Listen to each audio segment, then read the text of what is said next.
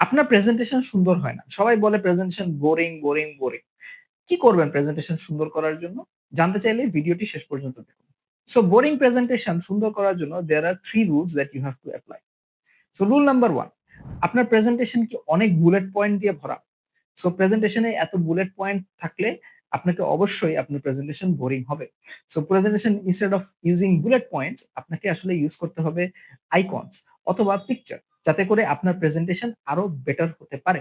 এছাড়াও আপনার প্রেজেন্টেশনে বিভিন্ন ধরনের স্মার্ট ডিজাইন, ক্লিপ আর্ট এগুলো ইউজ করতে পারেন প্রেজেন্টেশনকে আরো সুন্দর করার জন্য। আপনি প্রেজেন্টেশন বানানোর জন্য যে সফটওয়্যার ইউজ করেন না কেন এগুলোতে স্মার্ট ডিজাইন বা স্মার্ট আর্ট এগুলো থাকে। সো এগুলোকে ইউজ করলে প্রেজেন্টেশন আরো ইমার্সিভ লাগবে। রুল নাম্বার 2, আপনি যখন প্রেজেন্টেশন বানাচ্ছেন, আপনার প্রেজেন্টেশন এ কি কোন স্টোরি আছে? নাকি আপনি প্রেজেন্টেশনটা স্টোরি ছাড়াই বলছেন? আপনার প্রেজেন্টেশন যদি স্টোরি আকারে প্রকাশ না হয়, আপনার প্রেজেন্টেশন যদি কোন ধরনের গল্প না থাকে এর ভিতরে, কোন ধরনের কারণ না থাকে, তাহলে প্রেজেন্টেশন আপনার ভালো লাগবে না।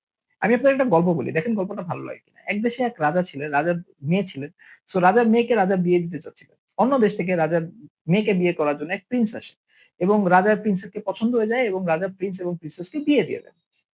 সো রাজা প্রিন্স এবং প্রিন্সেসকে বিয়ে দেওয়ার পর তারা সুখে সংসার করা শুরু করে। দেখেন তো আপনার গল্পটা কি খুব ভালো লেগেছে? মোটেও না। কারণ এখানে কোন কনফ্লিক্ট নাই। এখানে কোন চ্যালেঞ্জ নাই।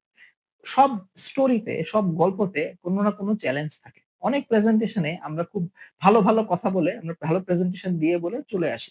এবং এটা কিন্তু অডিয়েন্সকে কোনভাবেই আকৃষ্ট করে না। সো অডিয়েন্সকে আকৃষ্ট করার জন্য আপনার প্রেজেন্টেশন এ চ্যালেঞ্জ থাকতে হবে এবং সেই চ্যালেঞ্জটা কিভাবে আপনি ওভারকাম করছেন সেটাও থাকতে হবে। যদি তা থাকে তাহলে আপনার প্রেজেন্টেশন আর বোরিং হবে না।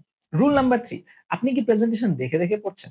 আপনি কি একটার পর একটা লাইন দেখে, দেখে আপনার অডিয়েন্সের কাছে বলছেন এবং যেটা স্লাইডে লেখা আছে সেটাই বলছেন? যদি এগুলো বলে থাকেন তাহলে আপনার প্রেজেন্টেশন এগেইন বোরিংই হবে। সো আপনার গল্প আপনাকে জানতে হবে। আপনি কতটুকু বলবেন, কতটুকু বলবেন না সেটাকে আপনাকে জানতে হবে এবং সেটার জন্য আপনাকে আসলে প্রিপারেশন কিভাবে আপনি প্রিপারেশন নিবেন এই ভিডিওতে সেটা ডিটেইলস আছে। সো সেটা জেনে আপনি প্রিপারেশন নিয়ে যাবেন এবং অবশ্যই স্লাইড দেখে, দেখে পড়বেন। যদি এই ৩ টা রুল আপনি ঠিকমতো পালন করতে পারেন অবশ্যই আপনার প্রেজেন্টেশন আর বোরিং হবে না।